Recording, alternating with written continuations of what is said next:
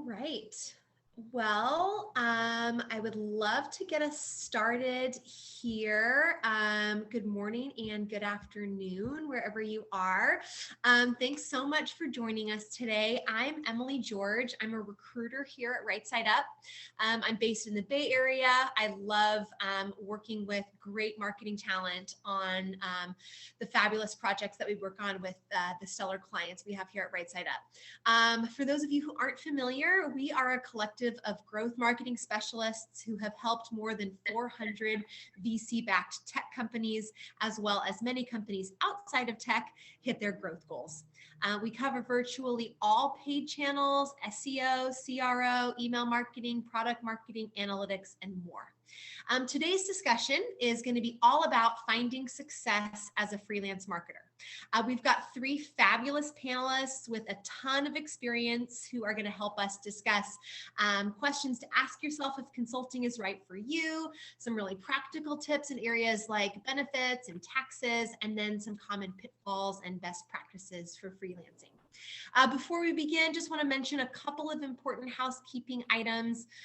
First, please submit any and all questions as we go through the session using Zoom's Q&A functionality, which you'll find at the bottom of your screen. And we will plan to address those in the last 15 to 20 minutes. And then secondly, we are recording this session and we will be able to share that recording as well as these slides with you via email next week. All right, so let's jump into the introductions. And Daniel, I would love to start with you. All right, thank you, Emily. Hey, everyone, I'm Daniel. I live on the North Shore of Kauai, and I've been freelancing, I think, since 2015 or 2016. I really work at the intersection of product and growth marketing. I kind of do a bit of everything, because that's the way I describe it. So managing projects ranging from market research and customer interviews through to messaging and positioning strategy, and then the actual nuts and bolts of conversion optimization or growth strategy. Most of my clients are larger B2B or B2C brands, but I've worked with a fair number of startups and then also small businesses here on Kauai. I got into freelancing. I was laid off. I worked full-time at a number of startups when I lived in San Francisco. I was laid off from my job. I wanted to see if I could defer getting another full-time job, and it turned out that I could turn freelancing into a career. And I've done that for the last 7 years or so, and I've worked with Right Side Up since 2018. It's really been a wonderful relationship. So I'm really excited to be here and chat with you all. Wonderful. Thanks so much, Daniel. Jacqueline, let's go next to you. Hi, I'm Jacqueline. I'm a freelance writer and consultant. I started freelancing in 2015 on the side of my full-time job, so lots of nights and weekends, but it was a great and very safe space to do that in, and to kind of learn the ropes of freelancing and build my client roster and kind of, grow my network and learn everything I needed before I eventually transitioned full-time in 2018 to consulting. I started working with Right Side Up in 2020, which was very nice during all of that madness that came with that. I work with both B2B and B2C brands. I've done everything from editorial work to more content marketing, blog posts for brands that are trying to bring expertise to back themselves and bring traffic to their websites, as well as copywriting. So when you see like a little sentence anywhere on the page of a website, the side of a bottle, a pamphlet, that could be me. Wonderful. Thanks, Jacqueline. And Kaylee, tell us about yourself. Hi, everybody. I'm Kaylee. I currently live in Dallas, Texas. I am a graphic designer and currently design director at RSU. I've been working with RSU since 2021, last year, and I started freelancing in college. So I've been doing this a while, on and off, with in-house and freelance, but I've mostly started that journey in college. I went to Savannah College of Art and Design, and I've been sort of rocking it since. Awesome. Love it. Well, love that you all are bringing each of your own interesting perspectives and areas of expertise. We've got Kaylee, who is in-house with us now at Right Side Up, but had been freelancing and moonlighting before. So I think you guys are going to bring a great breadth of perspective here to our conversation. So with that said, let's jump in. So kind of the first question that we know a lot of folks kind of ask themselves is, should I freelance? Making that jump from that W-2 full-time in in-house role, or, working at an agency and then moving to freelancing on their own can kind of be a big deal. So would love to kind of hear from you all, how do you make that decision about should I freelance, and some of the things we can talk about here in the next couple minutes, pros and cons of consulting, some of those challenges, and then a question I'm sure a lot of people kind of ask, how do I find my first client? So Daniel, would love to start with you. Some thoughts on, how folks should decide whether freelancing is right for them. Sure. I mean, I feel like the bold question, should I freelance? Like for me, I stumbled into this and absolutely the answer is yes. But I think there's almost two pieces to help you think through that. There's kind of the like, are you personally maybe like constitutionally and financially suited for freelancing? And then also like, are you set up for success depending on where you are in your career? So I'll kind of quickly go through how I think about both those things. I really think freelancing, like you do need to be comfortable with ambiguity. And this can be ambiguity in terms of your own ability to direct your learning or manage your clients, and definitely financial ambiguity, where it's not the same thing as having a W-2 job. So I think that's really important to just kind of sit with yourself and be honest about like, is this suited for my life and my career right now? And I think also like freelancing on the side of your full-time job is a great way to like dip your toe in without making a full-time commitment there for whatever reason. One of those things doesn't fit with you. My personal experience, I was incredibly lucky to start freelancing. I would say like, I don't want to say the middle of my career, but I had worked at a couple of startup jobs where I both learned a lot and then also like developed a pretty robust network that was integral to me to like finding work. So I think if you are really early in your career, freelancing can be a little difficult, both in terms of having the necessary skill set to take on new projects, and also like having that network to tap to go to find new projects. You can overcome both of those things, but I do feel like it's better suited to folks who maybe have some experience across those areas.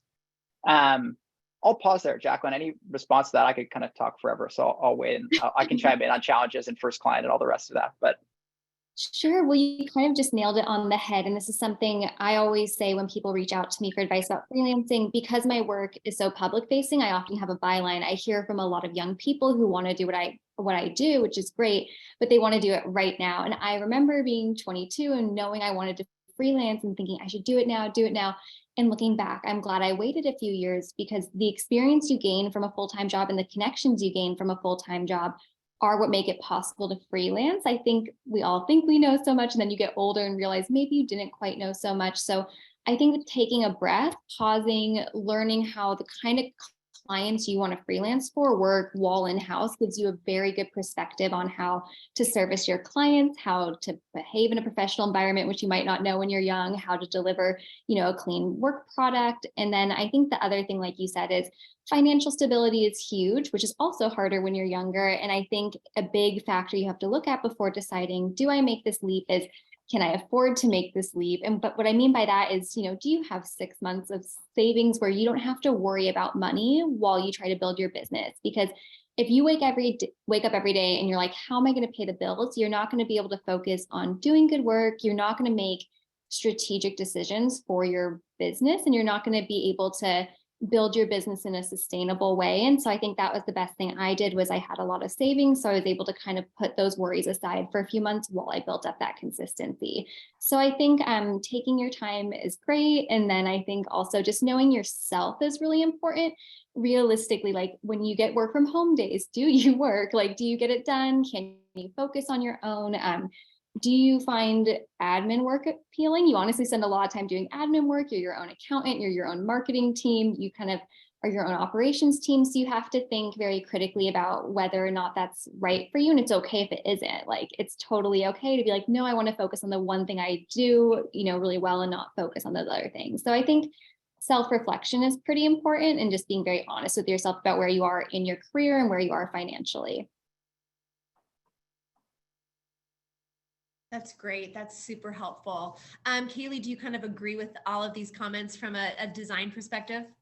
Yeah, I definitely do. My experience is a little different than Jacqueline's, because I definitely did not have a plan. I definitely agree with a lot of the points that were made, especially knowing yourself. I started in college and did not did not have a whole ton of discipline.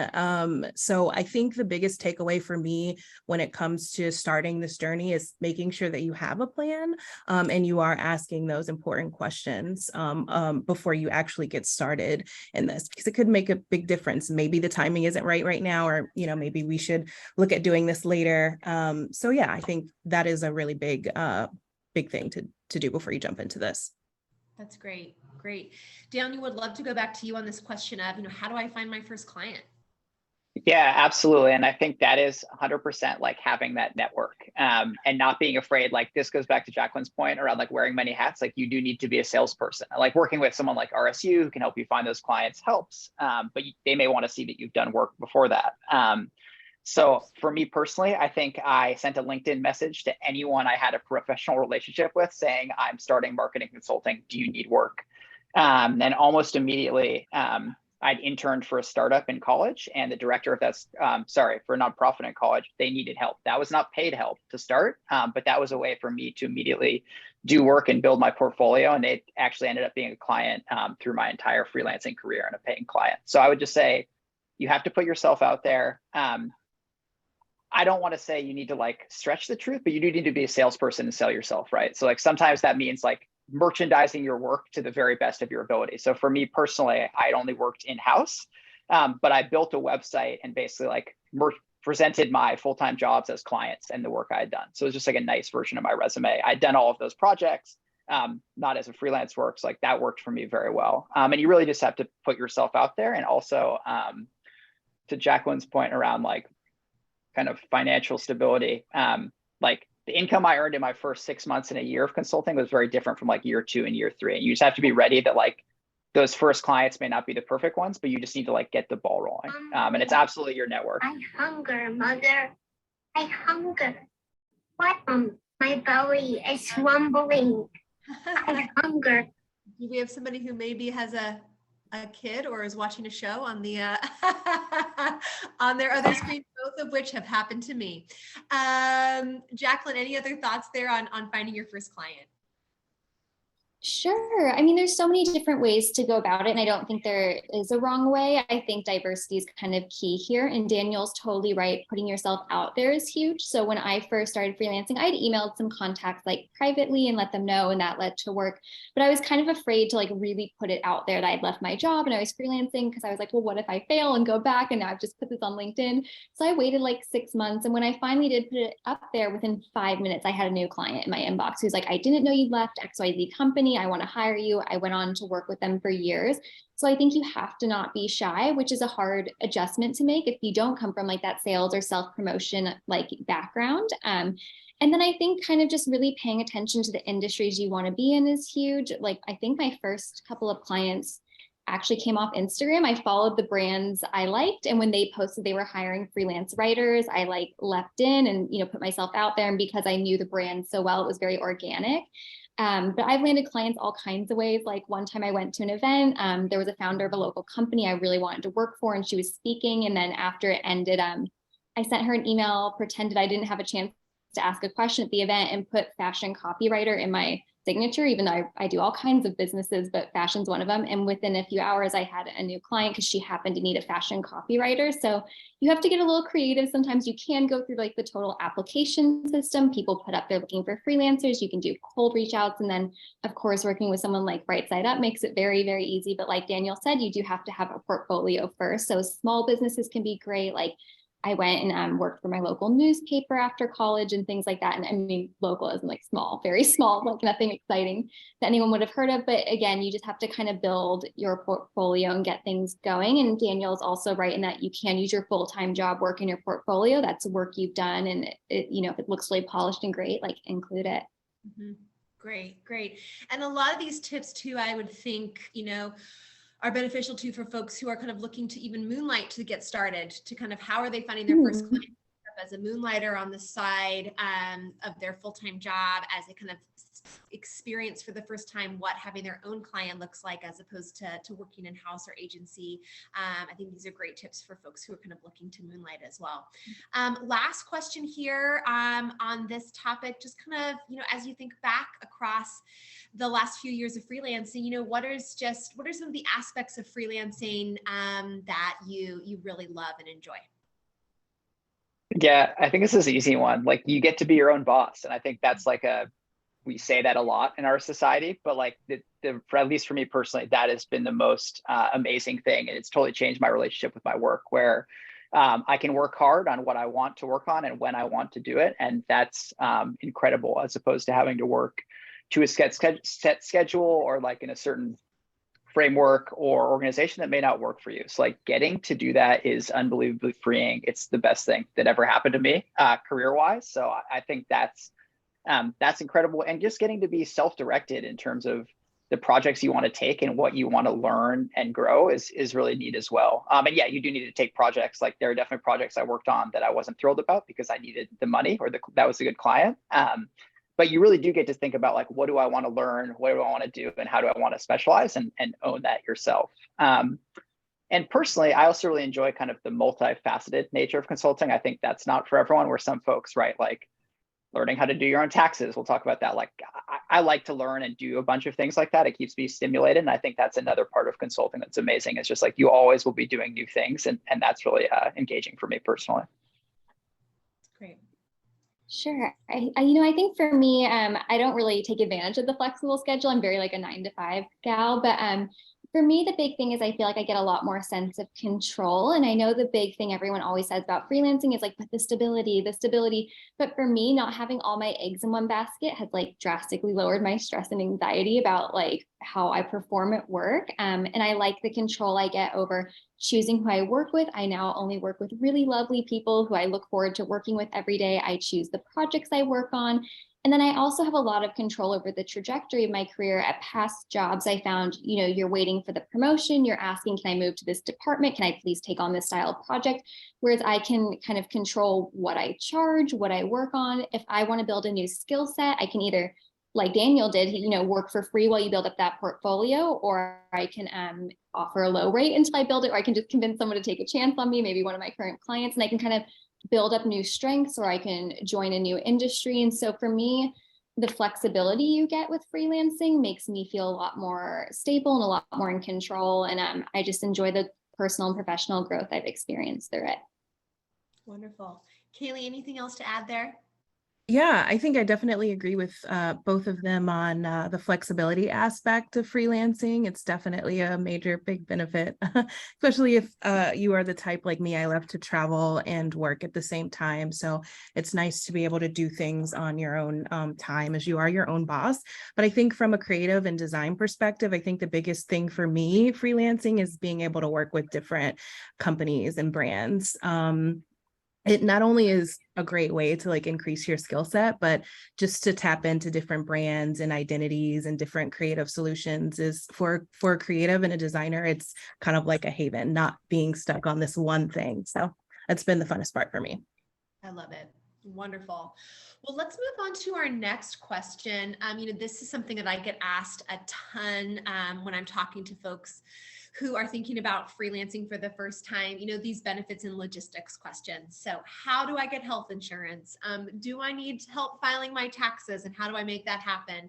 How do I figure out how much to charge? Some of these really concrete questions that folks are wondering. So would love to hear your thoughts as you all have grappled with these things. And so Kaylee, would love to start with you to jump in. You pick your poison on any of those, which one you'd like to kick off with. Okay, cool. I'll start with number one, health insurance. Obviously, I think the most common would be open enrollment in your state marketplace. My journey is a little interesting though, because like I mentioned before, I freelanced and did in-house work and sometimes at the same time. So I've worked with a lot of different agencies before, and some of them have treated me as a W-2 sort of employee. So I've been lucky enough to be able to have that benefit if I'm working a certain amount of hours through the week in the past. so that I would be eligible to have health insurance through that particular agency. So I've been lucky enough to fall back on that. But in the times that that didn't work out that way, I definitely utilized open enroll or the marketplace during open enrollment. I do know that if you're outside of that open enrollment time, that you can get short-term insurance. I've not had to use that or done that route myself, but I know it's available. So I would definitely advise to do some research if you fall into that category. But yeah, and I think that's about it. No, that's great. That's super helpful. Daniel, more thoughts here on kind of these logistical pieces? Yeah, I think Kelly covered it pretty well. I think the other thing with health insurance is like there can be some sticker shock if you've always had a W-2 job where it's kind of hidden and your employer is able to negotiate a great rate. It's not necessarily like that for an individual. So I think that's just something to be prepared for in terms of the quality of the plan, whatever your premium is, if you have dependents, like just things to think about as you're freelancing and maybe to research and to bake into just your planning. I can talk about taxes. I would say it's really not something to be afraid of. It's really simple to do. You do need to do have some simple accounting software and track basically your income and make quarterly tax payments. All this can be researched and figured out pretty simply. I think, and you can basically do this without having to set up a separate legal entity or anything like that. It's super lightweight, especially if you're doing this moonlighting with your current job. It's really simple. What I will say is that as you go further down the freelancing career and you're having more freelance income, you do want to talk to a tax professional and figure out there are certain structures that can make it more advantageous for you as terms of a freelance employee. So I'm not a tax professional. I won't go into that, but it's something to think about as you're a couple of years down that road.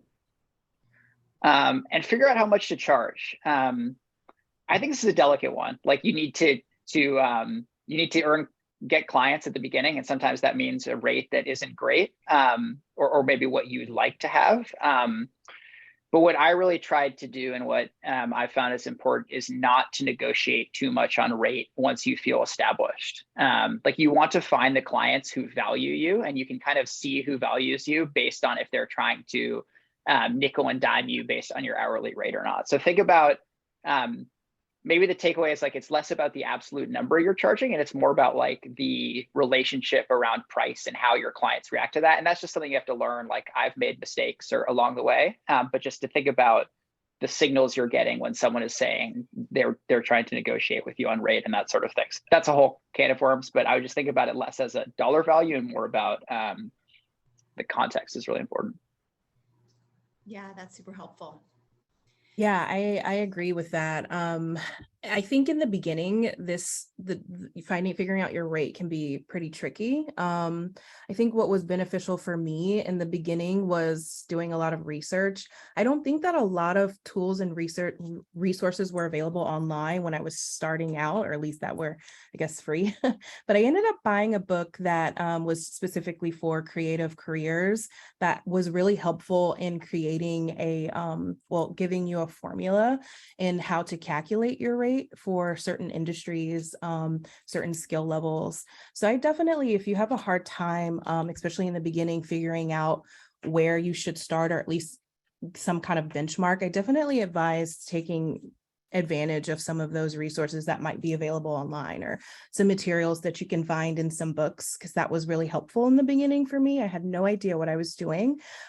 So that was really helpful in just starting. And of course, evaluating that as you are advancing your career and advancing your skills and learning different softwares and stuff. But I definitely agree with Daniel's point. Once you do get to a certain point, the negotiations, and you should be really, really comfortable and I wouldn't say set in stone, but that's something that you want to try and avoid as much when you have gotten to a certain point in your freelance career. So that's super helpful. Just to let you all know, we will be sending out as a follow-up to this webinar, both our slideshow and a list of resources.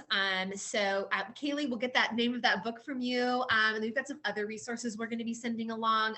Right Side Up in particular, we partner with a platform called Catch, which is a really great place to find some of these benefits and pieces. It is open enrollment time right now if you are a Right Side Up contractor.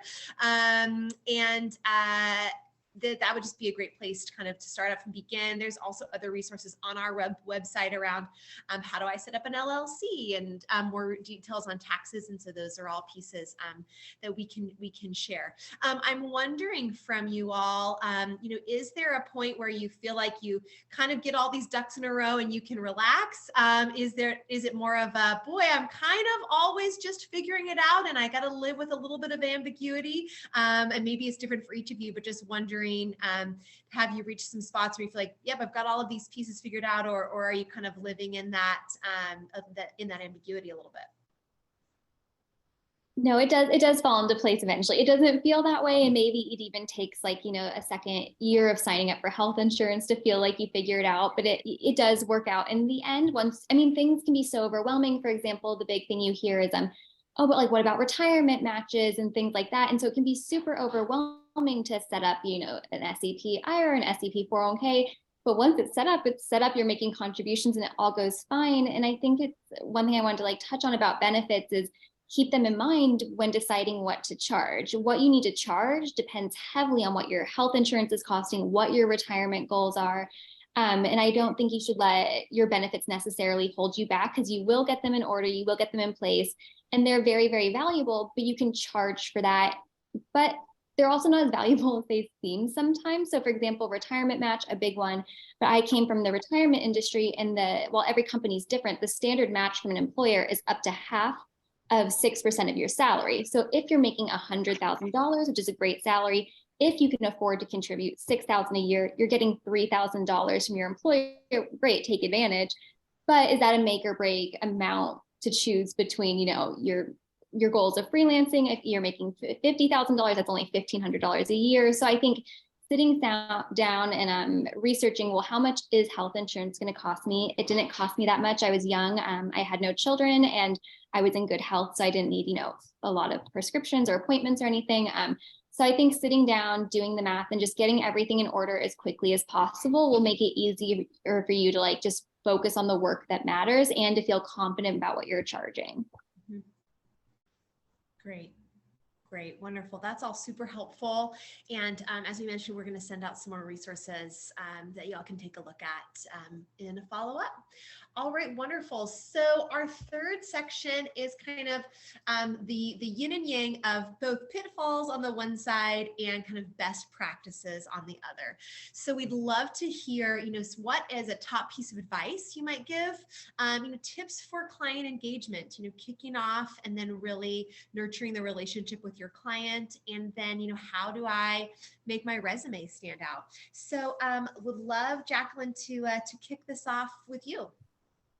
Sure. I think my best piece of advice for anyone who wants to pursue freelancing or consulting, running your own business, whatever you want to call it, is to not get so hung up on the fact that it's your own business. So if you're in the Facebook communities, on Instagram, these places where there's a lot of freelancers, solopreneurs, whatever you want to call them, there's a very popular mindset of it. This is your business, you call the shots. And it can really feel that way when you leave a full-time job. You feel very empowered and you are calling the shots, but you have to remember that you are offering a service, a product, and you are servicing clients and customers, and you need to be flexible and provide them with what they need. So for example, a big complaint I hear is, this isn't a problem with Right Side Up. They have a super easy invoicing system, but when you work with a variety of clients, they all have their own invoicing system. Some will go with yours, sure, send me your preferred invoice, great. But you'll see a lot of freelancers saying they have to do it your way. That would be lovely. That would be great. That would be super convenient and speedy for me. But I work with a lot of Fortune 100, Fortune 500 companies with big standardized processes of how they onboard vendors, how they pay vendors. If I walked into a Fortune 500 company and said, you do it my way, I think I'd be gone. So I think you have to remember that as much as it is your business, you're in sales, you're in client services, and you have to provide a good service and be flexible and accommodating, or else you'll find it very hard to find those magical clients that will do everything your way. Yeah, that's great. Kaylee, top advice from you. Yeah, I actually agree with that a lot. I think my biggest pieces of advice would be communication and organization, especially when you're working on multiple clients, especially in the creative world. Things can get kind of crazy pretty fast. And I agree with being flexible in adapting to, other people's processes for sure, but you'll also come across clients that don't have that at all. So being prepared to kind of have that process yourself in place is helpful too, so that you're kind of ready to go whenever you need to. But over communication and staying organized, especially when it comes to kicking off with a client, I have a very specific process that I adhere to make sure that I'm taking notes and organized, just to fall back on some of that miscommunication, those breakdowns, especially in the beginning of a relationship. And it just makes a really good impression when you are just really aware and organized with all of your note taking. Sometimes client communication can be challenging, so getting all the information that you need up front, and making sure that you are organizing that properly is really, really helpful. That's great, Kaylee. Are there tools, platforms, apps in particular that you like for the communication or organization? Honestly, I think I've used every single platform there is out there, just working with different clients and everybody else having their own different processes. But for me personally, I'm fine with Google Docs. As long as I personally have a really good organization and can link back to stuff, I love to do that. And I'm happy to adapt to whatever communication the client is prefers the most. But I'm pretty simple and straightforward over here.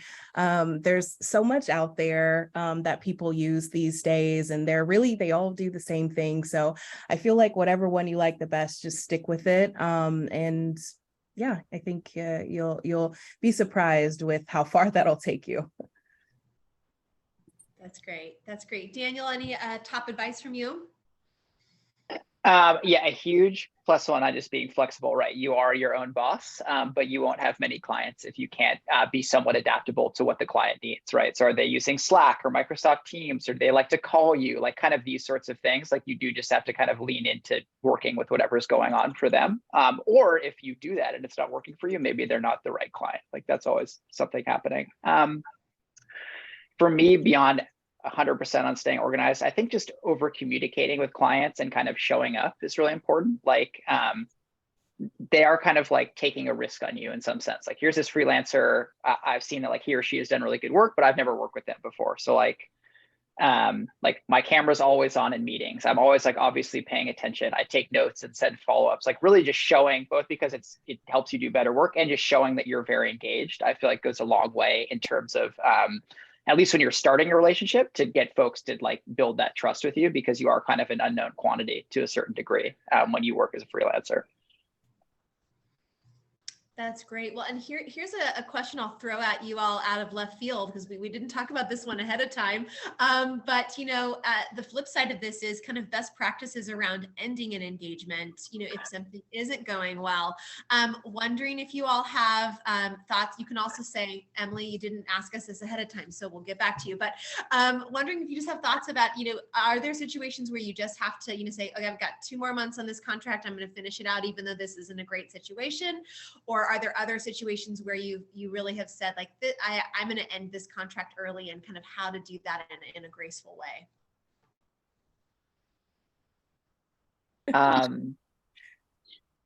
I can go if no one else says anything. I feel like you're kind of touching on it a little bit, Daniel, in your last point. Yeah, I feel like I'll be totally honest. I think the first thing is like always, unless there's something really dramatic happening, I think it's really important to fulfill your obligation to the client. So if you said like, I will deliver this project, or I will be this resource for this length of time, like really trying to deliver on that obligation, unless there's something like dramatically wrong. I honestly think this is a really hard part of freelancing. Like if I've had a client where just like their work style was not compatible with my work style. And I think if you're a full-time employee, there's like structured feedback channels for you to like tell your manager, like kind of deliver that kind of feedback. I personally don't really feel like that's super valuable. This is just my take on this. I don't know if that's really valuable as a freelancer to like deliver that feedback. Honestly, like a lot of times, I help my wife, she's an interior designer. I like am the operations side of her business. So a lot of times I just say like, I need to scale up that work and we need to, I can't continue working with you. Like use something like that that lets them feel good about the end of the project. I deliver the work and we move on. As much as I'd love to like deliver feedback on how our working relationship wasn't working, I don't really feel that's very valuable. That is just my take on things. A fun way to offload clients too is if you think you could take it, up your rate drastically and see if they go for it, and most likely they'll let you go. Just double your rate, and then if it works out, I guess you yeah, totally. Great. Wondering some thoughts around this question of how to make my resume stand out. And I think the second piece of that too is, do you all recommend that folks create their own, their own personal website where folks can find them and their portfolios? Jacqueline, would love to hear your thoughts on that. Absolutely. I mean, some people have more visual work, which is really fun. My work isn't super visual, but what a website allows me to do is, link to samples of my writing. Sometimes I do take screenshots if it's something like a product description that's going to go away, which is great. For me, it's helped me stay, not just like have something to show my clients, but it's helped me, I think, navigate working in multiple industries. So my website's horribly outdated because I don't have time to update it, which is a good thing. But I have pages where it's like samples of financial writing, samples of B2B work, B2C work, fashion writing, different kind of industries. So I can quickly just shoot off like, here's all my samples in one place, which I think is really valuable because the sales process is something it's hard, it's time consuming, and you don't get paid for it. It can pay off, but every time you don't land a client, it's like, oh shoot, I spent all this time on this. And so I think the faster and easier you can make it for yourself, the better. And it just gives clients, they need an example, right? Like Daniel said, they don't necessarily trust you. They are taking a risk on you. It's not like applying for a traditional job. They kind of need to see the proof right in front of them. And so I think it's really valuable to have a website. Great. Yeah, the proof is very important. In fact, if I don't have the proof, I don't have the job for me. Because I need to display creatively what I can do.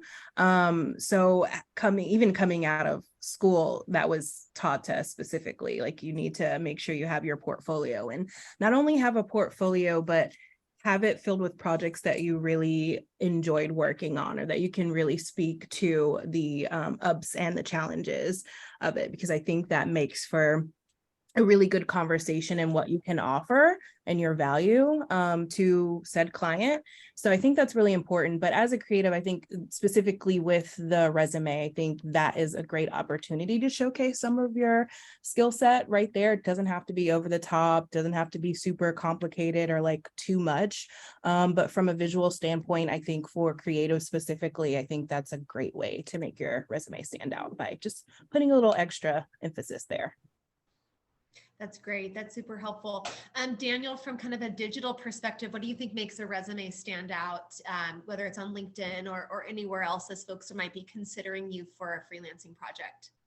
Yeah, that's a good question. And I feel like it is a little, or you can't be as direct as you can as a creative. But I feel like in the end, like we are all marketers, and like your website is just a chance for you to like kind of showcase whether it's like for me, like even if I do growth marketing, writing is important. So showcase my skills as a writer. I think from a digital perspective, figuring out a way to like generically talk about the campaigns you've run without being, clearly you can't go into specifics. And then also testimonials, and maybe you can get a testimonial from like a former manager or even a peer. But I think that goes a long way to saying like, like this person can like own something end to end and deliver results that I count on. So I think the testimonials, at least for me, went a long way in terms of generating trust when I was starting out freelancing. That's great. Fabulous. Okay, wonderful. Well, do the three of you have any kind of other additional thoughts that we haven't covered before we jump into our Q&A? I don't think so. I think we've hit a lot of points, which is great. Okay, fabulous.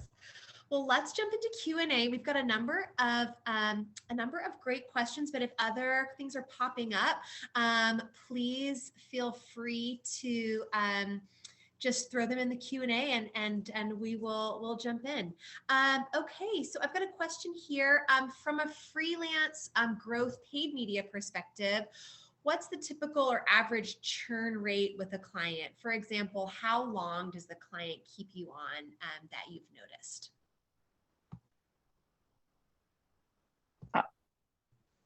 Sorry, Jacqueline, were you going to say something? Well, I was gonna say, I don't really do paid media all that. I mean, I do copy for paid media sometimes, but I was gonna say, I don't think you can really put a time frame on that. I've had some clients for like 8 years now, and I've had some where it's a 3-month project, boom, done. I think the more you can nail that, the expectations down up front is really helpful. But they'll all say that, to be honest, they'll all say, we're looking for a long time partner, a long time whatever, but budgets change, projects come to an end, maybe something's not a fit, whatever can happen. Honestly, budgets are changing constantly. That's going to be like the bane of your existence. But I think trying to suss out in advance like what their needs are, and you can tell if it's a one-time project, like you can't guarantee that they're going to come back to you with another one. But for example, like I've had clients who need a weekly newsletter. It's like, well, that's most likely going to go on for every week. And so I think that's why the sales calls are important, not just for trying to sell them on you, but you need to learn what they're looking for and see what works for you. And I know some freelancers love not doing long projects. They like to mix it up all the time. They like to jump from project to project. Some prefer longevity. So just being, knowing what you need and trying to suss out what they're actually looking for is really helpful.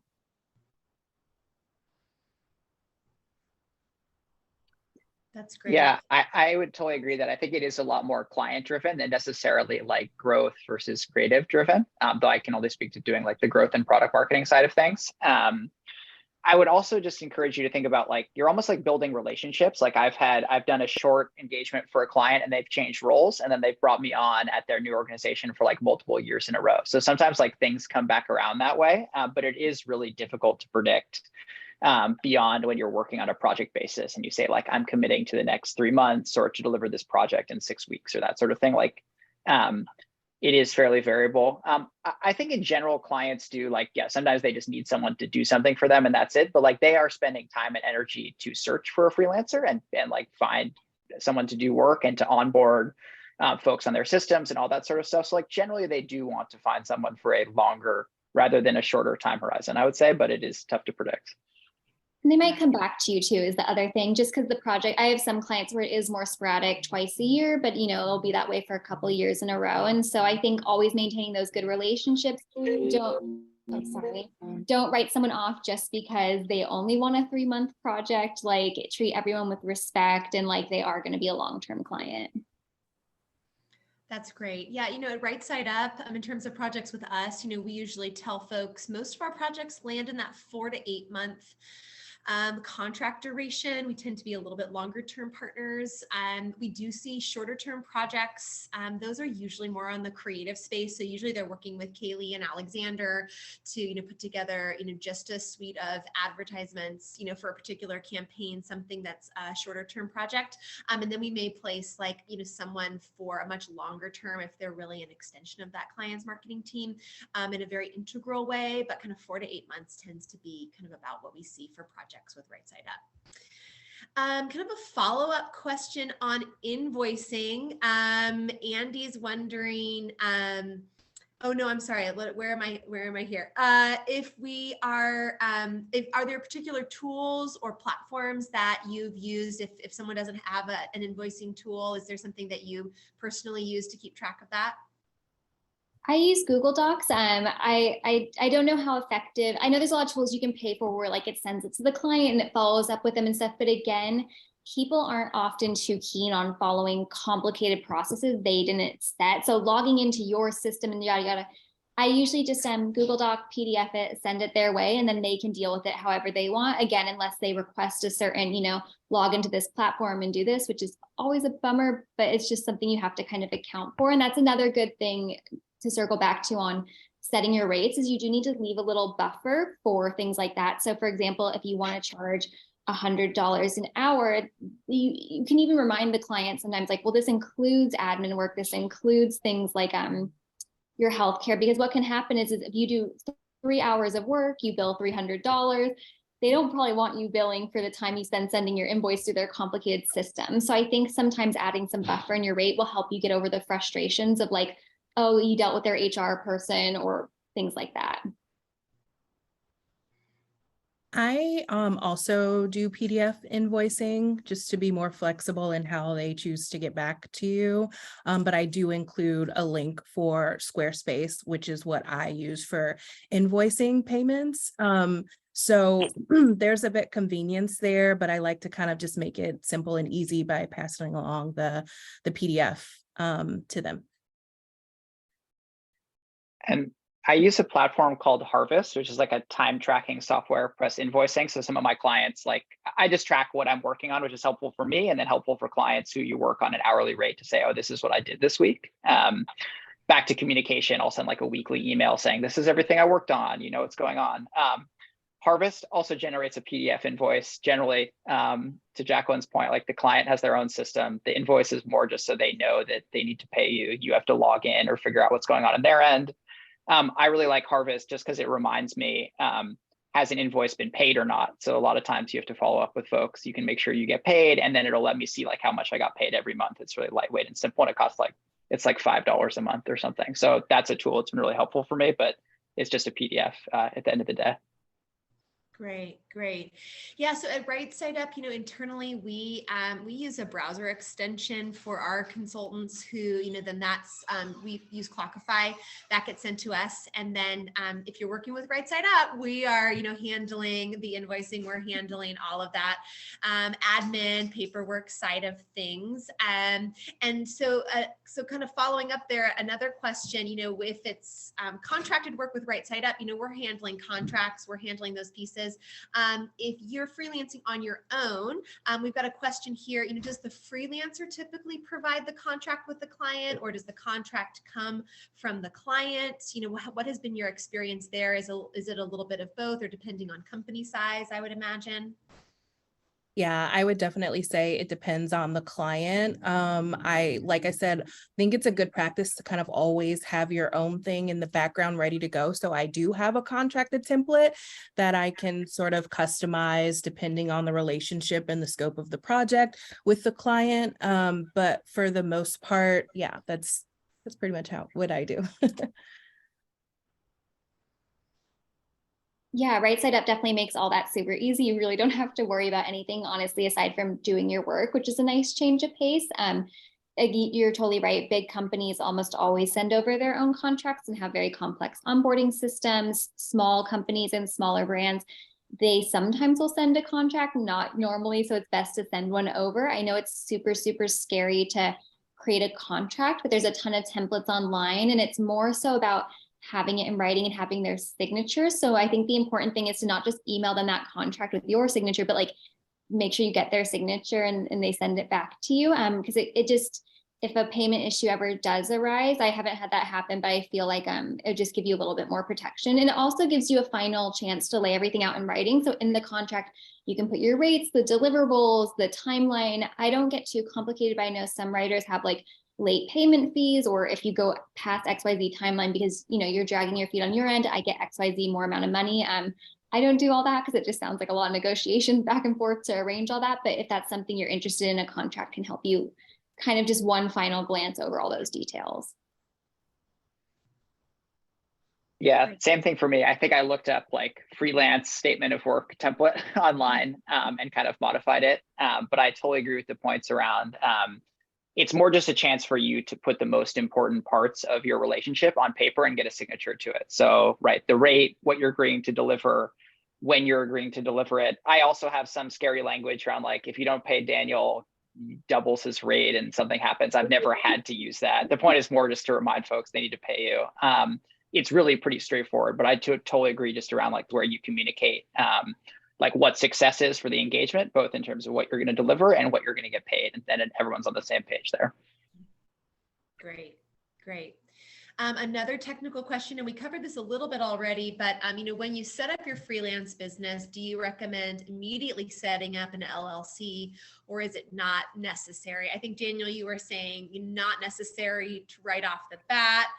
But going forward, I'm sure there's pros and cons either way. And again, we do have, I think we have a webinar that we've done previously on this very specific topic, and we can share that. But kind of initial thoughts on setting up an LLC right away or waiting. Well, I don't have one all these years later. My accountant always advised me not to. I think it kind of something to keep in mind is it depends on what state you live in. So I think in California, where I live, it's like $800 a year to keep re-registering it. So I think when he looked at like the potential tax benefits, he didn't feel like it was going to outweigh for me the cost of the LLC. So I think when it comes to LLC, it can help to consult a local professional who kind of maybe, especially one that understands your business and understands like the laws and rules where you live. But yeah, I've done just fine without it. So Yeah, I agree. Same here. I am not a LLC and I don't think that it's necessary, but again, I definitely advise speaking to a professional for any advice or suggestions there because everyone has different needs. So Yeah, I 100% on talking to a professional in your state and that's what's going to determine. I think there is like some certain threshold where it is probably financially makes sense to have an LLC. I would say what you don't need to be scared of. I think when I first started out, I was like, oh, if I'm doing business as myself, a client could sue me, and in theory, all my personal assets are something they could take. I think the chance of that happening, given the nature of like the business we're all in, is incredibly, incredibly low, and that's not something I would be too stressed about. I didn't have an LLC for a number of years, and that was totally fine. Something to think about. I think that's it. I think to get started, it's absolutely not something that you need. We've got another question here. I've been freelancing for over 3 years now, and I find it difficult to be up on the latest marketing trends, social media algorithms, etc. How do you stay up to date? Any publications you subscribe to, blogs, etc.? well, I think that's actually kind of the good thing about freelancing. So I came from a marketing background, so I know what you're talking about. Like it's really, really hard to keep up with all the social and SEO algorithm changes. So that's one of the good things about working with different clients is a lot of times you can kind of keep up on things by working with them and learning with things. So when I work with really big companies, for example, they often have massive SEO teams. And then I learn from that SEO team, and then I'm able to go offer SEO consulting services to other brands. And so I think that's huge, is really taking opportunity of the fact that you are working with different clients of different sizes, with different tools, resources, and philosophies and backgrounds, and learning from them.